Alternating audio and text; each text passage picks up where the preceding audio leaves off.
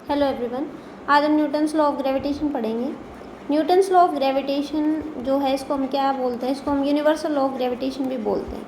Universal law of Newton का कौन सा लॉ है, ये यूनिवर्सल लॉ ऑफ ग्रेविटेशन है। ठीक है, तो यहाँ पे ना यूनिवर्स ये क्या बोलता है, ये जो लॉ है ये बोलता है कि यूनिवर्स में कोई भी दो ऑब्जेक्ट आप ले लो, कोई भी दो ऑब्जेक्ट जिनका मास क्या हो, एक का मास m1 है और दूसरे का मास क्या है m2, तो इन दोनों के मास के ऊपर डिपेंड करता है इन दोनों के बीच का फोर्स। मतलब ये दोनों एक दूसरे को क्या करते हैं, अट्रैक्ट करते हैं। ठीक है, और यहाँ से ये जो पॉइंट मैं ले रही हूँ ये इन दोनों के बीच की सेंटर पॉइंट है, तो यहाँ से इनके बीचों बीच जो दूरी है उसको हम किस सिंबल से लिखते हैं, r से लिखते हैं।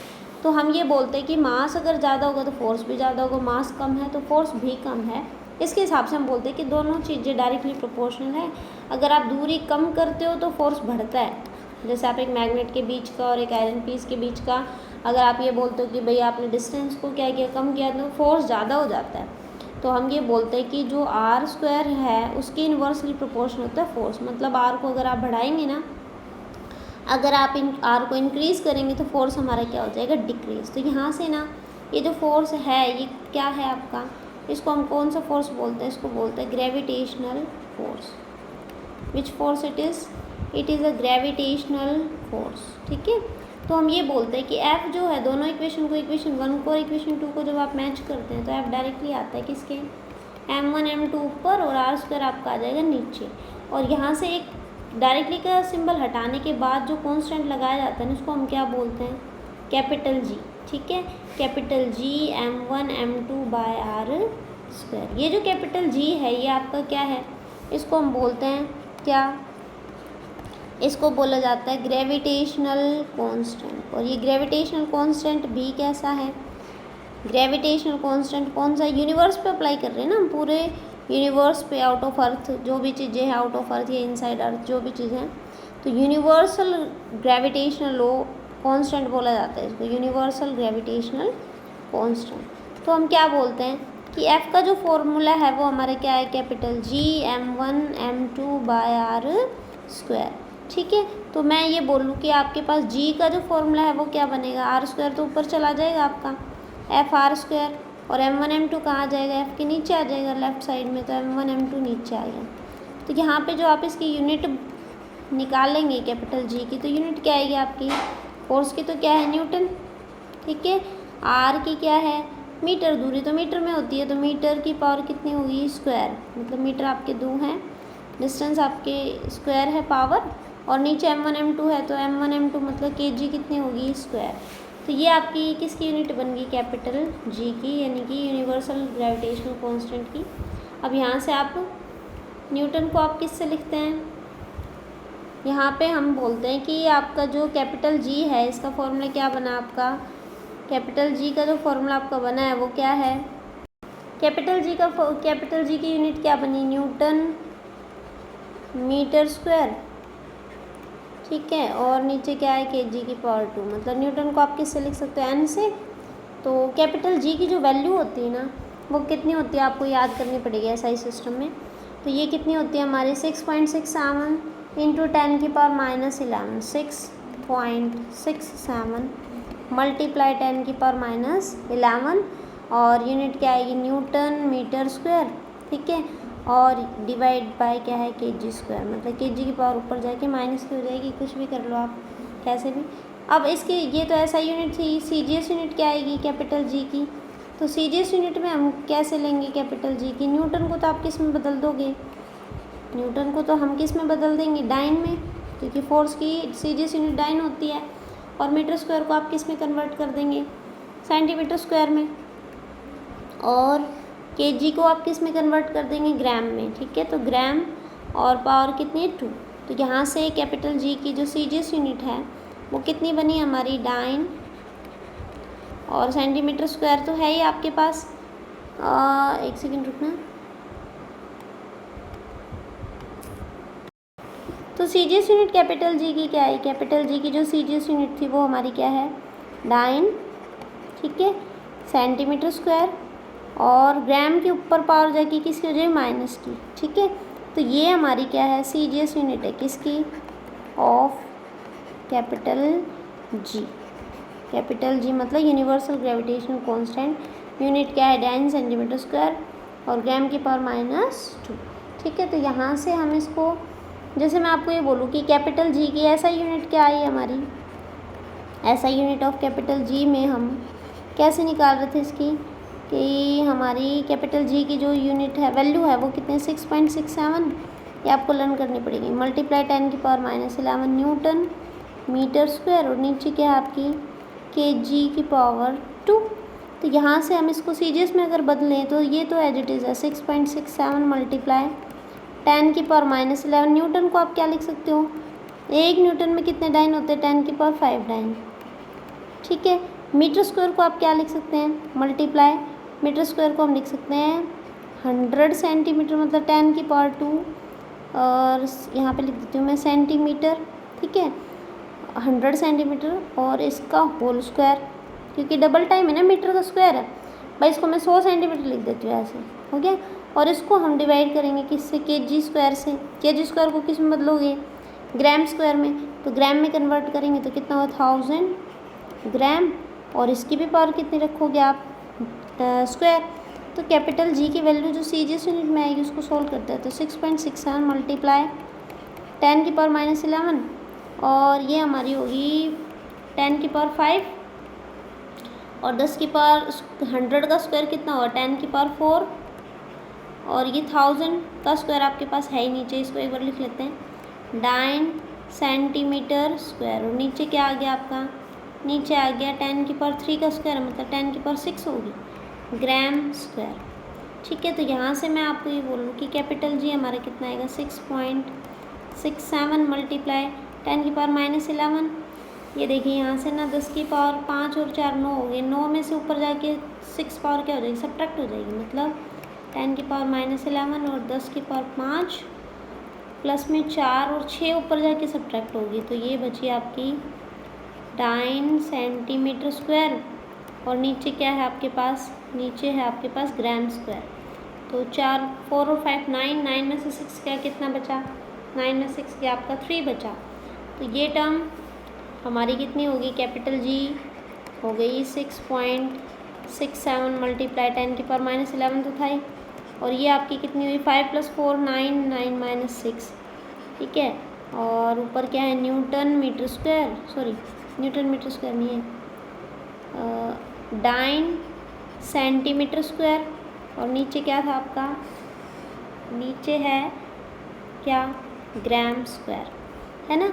तो इसको सोल्व करेंगे तो कितना आ जाएगा 6.67 × 10 की पावर -11 प्लस में 3 आ जाएगा, तो ये हो गया आपका वैल्यू कैपिटल जी की 6.67 मल्टीप्लाई 10 की पावर -8 और 9 सेंटीमीटर स्क्वायर और नीचे आपका आ गया ग्राम स्क्वायर। ये हमारी सीजीएस यूनिट, सीजीएस सिस्टम में वैल्यू होती है किसकी, सीजीएस सिस्टम में वैल्यू होती है किसकी, वैल्यू ऑफ कैपिटल जी। ठीक है, एसआई सिस्टम में तो कितनी होती है कैपिटल जी की, एसआई सिस्टम में अभी मैंने बताया था आपको कैपिटल जी की वैल्यू कितनी है 6.67 मल्टीप्लाई 10 की power -11 newton metre square by KG square, और सीजीएस में क्या है 6.67 मल्टीप्लाई 10 की पावर -8। इसको सोल्व हमने कैसे किया आपको पता है, ये ध्यान रखना है कि 1 न्यूटन में मैंने करवा रखा आपको कितने डाइन होते हैं 10 की पावर 5 डाइन, और ये फोर्स की ऐसा यूनिट है और ये फोर्स की क्या है सीजीएस यूनिट है। आपको पता है 1 मीटर में कितने सेंटीमीटर होते हैं 100 सेंटीमीटर, ये प्लेस किया है मैंने। और तीसरी पॉइंट क्या थी, 1 केजी में कितने ग्राम होते हैं 1000 ग्राम होते हैं, तो ये मैंने वैल्यू प्लेस की है इसमें। ठीक है, तो उसके बाद आता है आपका, यहाँ से मैं आपको ये बोलूँ कि अर्थ है ना, जैसे मैं आपको ये कहूँ कि कोई ऑब्जेक्ट है, ठीक है, जैसे मैं आपको ये कहूँ कि यहाँ पे ना, ठीक है, यहाँ पे ये अर्थ है और यहाँ पे ना मैं आपको ये बोलूँ कि हियर इज़ अ ऑब्जेक्ट, यहाँ पे एक ऑब्जेक्ट है, ठीक है, और ये ऑब्जेक्ट जो है ये अर्थ का क्या है सेंटर है। मैं आपको ये बोलूँ कि ये जो ऑब्जेक्ट है इसको मैं आपको क्या कह दूँ स्टोन, ठीक है। अब ये स्टोन है इस ऑब्जेक्ट का सेंटर और इस अर्थ का सेंटर, इनके बीचों बीच जो दूरी है वो क्या होती है आर, आर क्या है, रेडियस ऑफ अर्थ, अर्थ की क्या है, रेडियस है, ठीक है। Object is place on the surface of earth, तो मैं आपको ये बोलूँ कि ऑब्जेक्ट का मास यानी कि स्टोन का मास क्या है, स्टोन का मास है स्मॉल एम, और अर्थ का मास क्या है, मास अर्थ का है कैपिटल एम, अर्थ का मास क्या है हमारा, कैपिटल एम, ठीक है, कैपिटल एम से लिखते हैं। तो इनके बीचों बीच क्या लगेगा, फोर्स लगेगा दोनों के बीच में, तो फोर्स का फॉर्मूला क्या होगा, फिर से वही एफ इक्वल्स टू जी, अर्थ का मास स्टोन का मास डिवाइड बाय इनके बीच की दूरी, सेंटर के बीच की। तो ये तो हमारी इक्वेशन होगी फर्स्ट। अब अर्थ ना इसको अपनी तरफ अट्रैक्ट करती है, किस फोर्स से, जितना इस ऑब्जेक्ट का क्या होगा, वेट, स्टोन का जितना वेट होगा, तो वेट जो है स्टोन का कितना होगा, weight of stone, mass into gravity, तो जितना फोर्स अर्थ इसको खींचने में लगा रही है उतना ही इसका वजन होगा। तो मैं इसको बोल दूँ कि F इक्वल टू क्या होगा, m into g, this is the mass of stone, ये स्मॉल m जो है। तो इक्वेशन 1 और 2 को अगर हम कंपेयर करें तो आपकी राइट साइड इक्वल हो जाएगी, तो m small g equal to G capital M small m by में r स्क्वायर। अब मास स्टोन का तो क्या हो गया, कैंसिल, तो स्मॉल g का फॉर्मूला क्या है, g capital M by r square. तो ये आपका फॉर्मूला बन गया किसका, स्मॉल जी का फॉर्मूला बन गया। मतलब स्मॉल जी जो है वो हमारी क्या है, यहाँ पे मैं लिख देती हूँ, स्मॉल जी क्या है आपकी, स्मॉल जी क्या है, acceleration due to gravity, acceleration due to gravity का फॉर्मूला है स्मॉल जी का। तो एक्सीलरेशन ड्यू टू ग्रेविटी जो है हमारी क्या आई, capital G capital M by r square. अब मैं आपको ये बोलूँ कि ये जो अर्थ, ये जो आपने ऑब्जेक्ट लिया है ना, ये अर्थ से थोड़ी दूरी पे है, मतलब थोड़ी ऊंचाई पे है। अब पहले तो क्या था, object is placed on the surface of earth, यहाँ पे था, ठीक है। अब मैंने इस ऑब्जेक्ट को यहाँ ना लेके यहाँ पे, तो इस पर जो ग्रेविटी लग रही है उसका फॉर्मूला क्या होगा, ये अर्थ का सेंटर है, अर्थ इसको क्या करेगी, अपनी तरफ अट्रैक्ट करेगी, जिस फोर्स से अट्रैक्ट करेगी, ठीक है, कैपिटल F ग्रेविटेशनल फोर्स होगा आपका। तो ग्रेविटी का फॉर्मूला क्या है, G capital M by r square. Capital M ध्यान रखना, कैपिटल M मास किसका है, मास ऑफ अर्थ, अर्थ का मास है ये। और ये जो आप स्टोन ले रहे हैं ये किसका मास है, स्मॉल m ऑलवेज हम ऑब्जेक्ट का लेते हैं, स्मॉल साइज ऑब्जेक्ट का, तो मास ऑफ किसका होता है, स्टोन का। कोई भी चीज़ ले लो, बॉल ले लो, स्टोन ले लो, ऊपर से इसको अर्थ अपनी तरफ खींचती है। तो यहाँ पे ना आपकी बार ये स्टोन यहाँ से उठ के यहाँ चला गया, ऊपर h हाइट पे चला गया, h हाइट पे, ठीक है, h हाइट पे अगर चला गया मतलब स्टोन यहाँ है, यहाँ पे है। तो इस जगह पे ना h हाइट पे आपको क्या फाइंड करनी है, ग्रेविटी फाइंड करनी है, ठीक है। तो यहाँ पे ना मैं इस ग्रेविटी की छोटा सा क्या लगा देती हूँ, एक स्मॉल h लगा देती हूँ हल्का सा, ठीक है। तो ये GH जो है ये ग्रेविटी एट हाइट h है। तो यहाँ पे आपको फाइंड करना है। तो देखिए यहाँ से ना पहले तो ये तो अर्थ की रेडियस है, तो अब इन स्टोन के बीच की, ये जो स्टोन आपने लिया है इसके बीच की दूरी और अर्थ के सेंटर के बीच की दूरी टोटल कितनी हुई, कैपिटल R प्लस H हुई ना, कैपिटल R प्लस H होगी। तो आपका ग्रेविटी के फॉर्मूले में जो दूरी है पहले तो कितनी थी, स्मॉल r थी। अब की बार क्या आएगी, G, अगर हमारी G तो क्या है, वैल्यू ऑफ ग्रेविटी, कहाँ पे, on the surface of earth, on earth surface of earth पे है। अब मैं आपको ये बोल रही हूँ ग्रेविटी GH, ये क्या है, वैल्यू ऑफ, ये जो GH मैंने बनाया ना स्मॉल h, ये क्या बताता है, value of G at a height,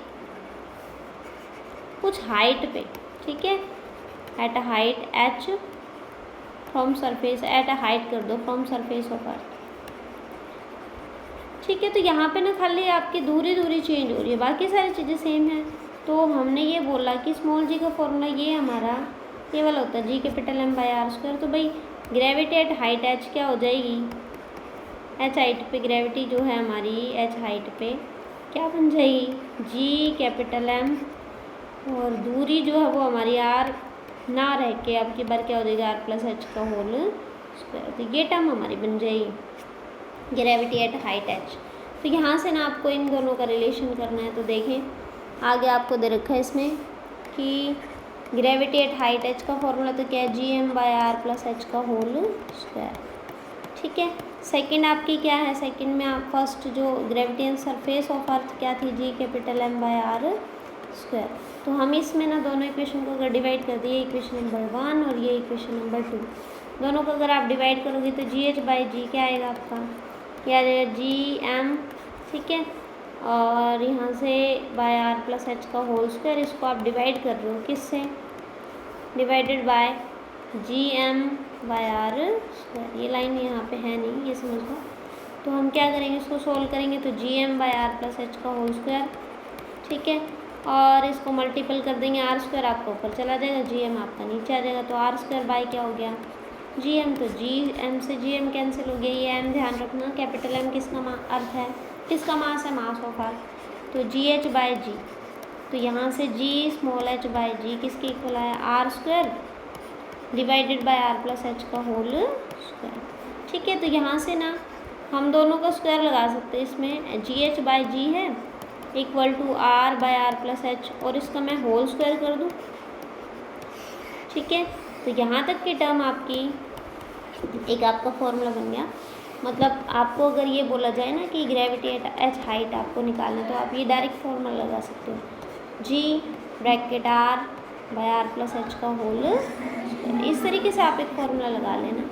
ठीक है, तो यहाँ से ना ये तो इसका एक फॉर्मूला बन गया। अब दूसरा फॉर्मूला इसमें कैसे बनता है, देखिए यहाँ पे ना मैं आपको ये बोल दूँ, चलो इसका ये फॉर्मूला तो आप करो। ठीक है, तो इसके ऊपर क्वेश्चन करते हैं, पहले फॉर्मूला कर लेते हैं। पहले इसमें ना इसको आप ऐसे लिख सकते हो, GH/g equals to r/r plus h का होल स्क्वायर है।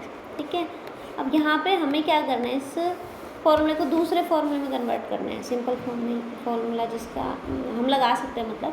तो यहाँ पे ना देखिए, यहाँ से मैं इसमें ना r ऊपर है और ये दोनों टर्म जो नीचे वाले हैं इनमें से मैं r कॉमन लेती हूँ। अब ना कुछ बच्चे कंफ्यूज होते हैं कि जैसे मैं आपको ये बोलूँ रफली अगर मैं करूँ कि मैंने क्या किया, r प्लस h में से अगर r को कॉमन लेना चाहा, ठीक है, अगर मैं r को कॉमन लूँगी तो देखना यहाँ से इस टर्म में हम यहाँ तो 1 बच जाएगा और यहाँ पे बच जाएगा h/r।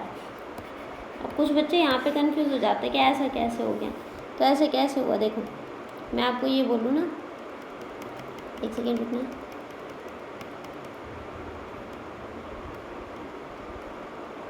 देखो मैं आपको ये बोलूँ कि 2 + 4 है। ठीक है, इसमें से अगर आप 2 कॉमन लेते हैं तो आप ऐसे लिखते हैं ना 1 + 2। ठीक है, लेकिन कॉमन लेने में एक्चुअल ये है कि अगर आप 2 कॉमन ले रहे हो ना 2 + 4 में, मतलब आपके पास 2 + 4 है। ठीक है, और इसमें से आपने क्या कॉमन लेना है, 2 कॉमन लेना है। तो ये जो कॉमन हम लेते हैं ना, हम अंदर वाली टर्म को, जो टर्म हमें कॉमन लेनी है वो डिवाइड कर देते हैं। इन दोनों को हमने 2 से क्या कर दिया, डिवाइड कर दिया, जो भी कॉमन लेना है। तो ऑलवेज डिवीज़न होता है, तो इसको इससे कैंसिल करेंगे 1 आ जाएगा, इसको इससे कैंसिल करेंगे 2 आ जाएगा। तो यहाँ पे भी सेम रूल चलेगा आपका इसमें। मतलब कहने का मीनिंग ये है कि जैसे मैंने आपको ये बोला कि GH इक्वल्स टू क्या है, GH/g इक्वल्स टू GH/g आपका जो है वो टर्म क्या है, r/r प्लस h का होल स्क्वायर है। ठीक है, तो यहाँ से मैं नीचे से r कॉमन अगर निकालती हूँ ना, तो देखना ऊपर तो है r, नीचे मैंने r अगर कॉमन लिया ना, तो ये इस r को से r को डिवाइड कर देंगे और h को भी r से डिवाइड कर देंगे। ठीक है, और इस पे पूरे पे क्या लग जाएगा, हमारा होल स्क्वायर। तो यहाँ पे अब ये टर्म जो है ये हमारी r से r क्या हो जाएगा, कैंसिल। ठीक है, तो r से r कैंसिल हो गया, तो यहाँ 1 बच गया। तो हम ये लिख दें कि हमारे पास इस तरीके की टर्म आ गई, r/r कॉमन 1 + h/r, और इसका हमारे पास क्या लग गया, होल स्क्वायर। ठीक है, तो ये हमारा हो गया GH/g। तो यहाँ से ना इसको जब आप सोल्व करेंगे तो GH/g आपको किसके इक्वल आएगा, r का स्क्वायर।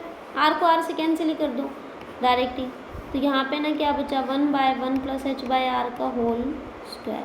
सिर्फ इस सिस्टम का स्क्वायर बच गया, इस सिस्टम का। अब ये टर्म आपके ऊपर चली जाएगी, तो हम क्या कहेंगे कि GH/g आपका किसके इक्वल आया, ये ऐसे है, देखो 1 + h/r और इसकी पावर कितनी है, 2 है।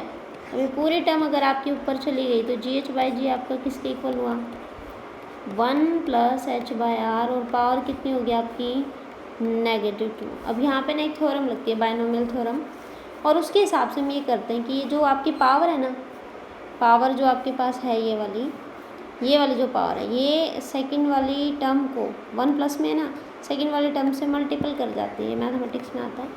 तो यहाँ पे हम क्या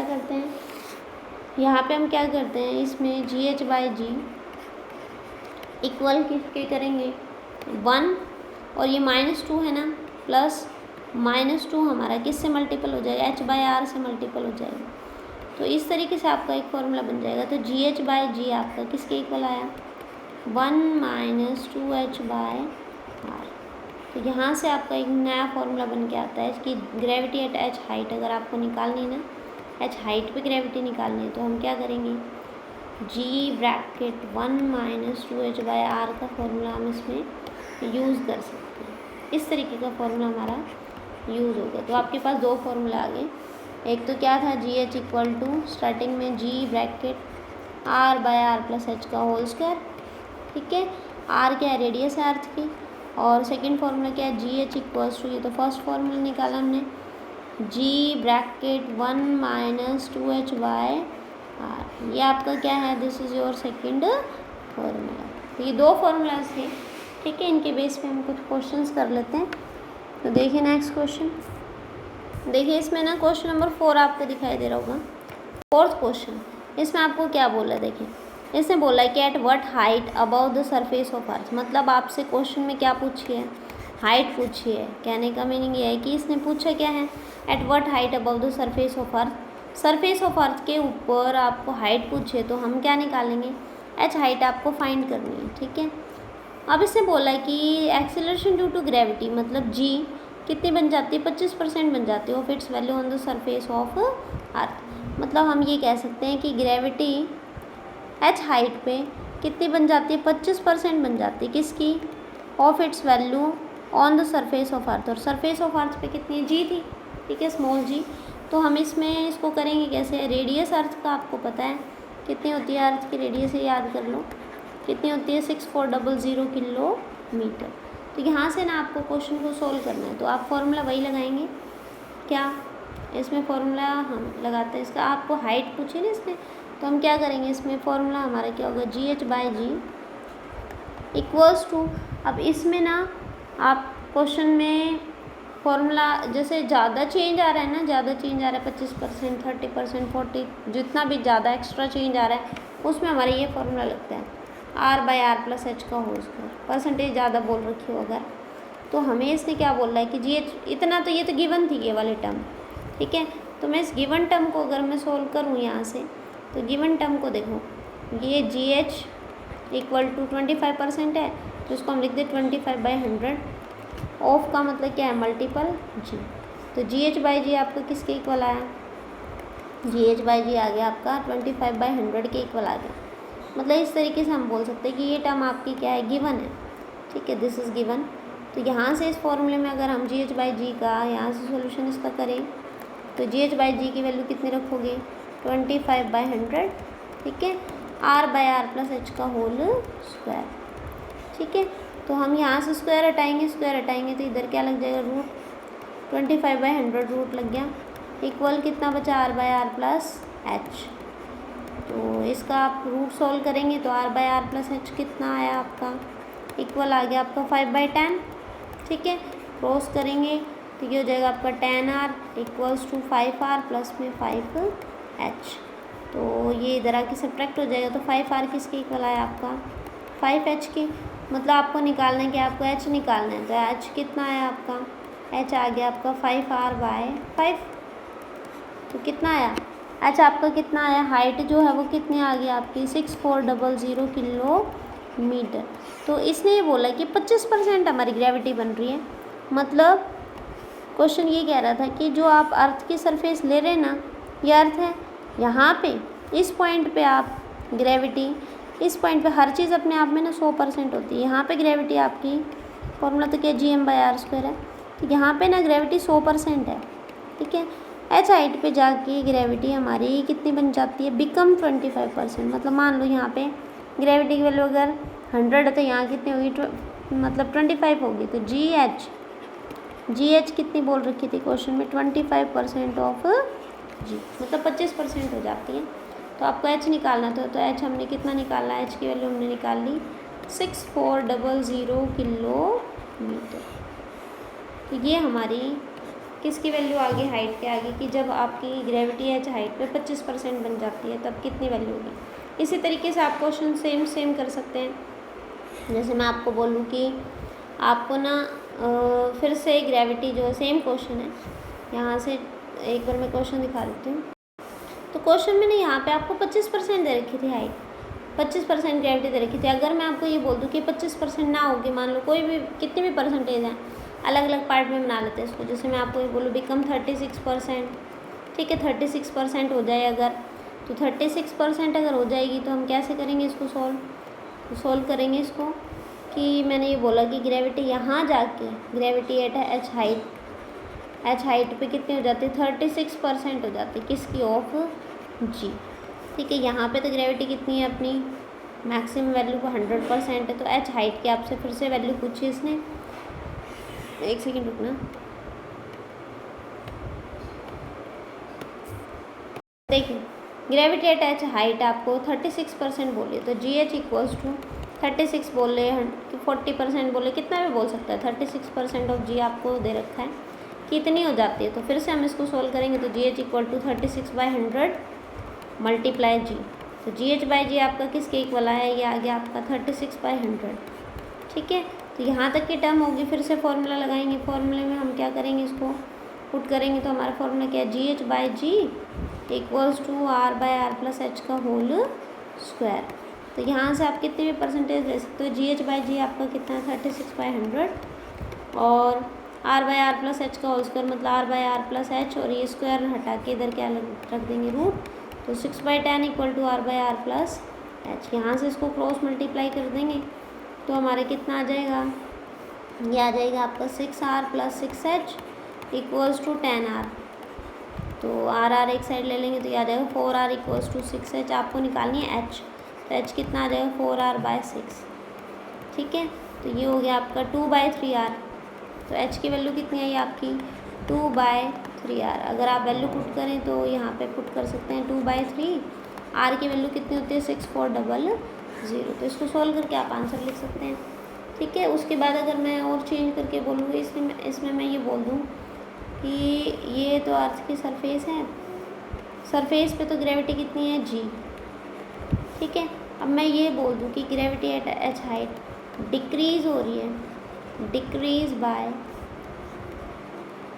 36%, 36% से डिक्रीज़ हो रही है, इस तरीके से क्वेश्चन बोल देते थे। यहाँ पे ना H हाइट पे 36% डिक्रीज़ हो रही थी। ये जो ग्रेविटी कितनी परसेंट हुई अपने आप में 100%। अब आप इसको 36% डिक्रीज़ कर रहे हो, 36% इसकी कम कर रहे हो, तो H हाइट पे ग्रेविटी कितनी बची, 64% बची, किसकी, G, मतलब GH आपकी कितनी बची 64% ऑफ G। तो ये आप ध्यान रखना, GH/G आपका किसके इक्वल आ जाएगा फिर 64/100। फिर से फॉर्मूला लगा देंगे, फॉर्मूला क्या है आपका GH/G, आपसे H पूछा है, equals to R/R plus H का होल स्क्वायर। तो यहाँ से हम GH/G की वैल्यू रखेंगे 64/100 equals to R/R plus H इसका होल स्क्वायर, ठीक है। और स्क्वायर हटा के इधर क्या लगा देंगे हम, अंडर दी रूट। तो कितना आ जाएगा आपका 64/100 पे लग जाएगा रूट, ठीक है, equal to R/R plus H। यहाँ से इसको सोल्व करेंगे तो 8/10 equals to R/R plus H, और फिर ये हो गया हमारा 4/5, तो ये हो गया 4R plus 4H equals to आपका 5R। तो 1R आपका किसके इक्वल आया, 4H के इक्वल आया, मतलब H आपका आ जाएगा R/4। तो कितनी हाइट पे हमारी जो ऑब्जेक्ट की, मतलब इसकी वैल्यू, इसकी ग्रेविटी 36% से डिक्रीज़ कर जाएगी, डिक्रीज़ बाय 36%, तो H आ गया आपका R/4। R की वैल्यू कितनी है आपकी 6400 किलोमीटर, तो ये आ गया आपकी 1600 किलोमीटर। मतलब 1600 किलोमीटर ऊपर अगर आप लेके जाओगे ना उसको, ऑब्जेक्ट को, स्टोन को, तो हमारी हाइट कितनी डिक्रीज़ हो जाएगी 36%, ठीक है, ग्रेविटी डिक्रीज़ हो जाएगी। ठीक है, इसके टाइप के क्वेश्चंस और नेक्स्ट क्लास में करते हैं। Okay, good night you all. ठीक है।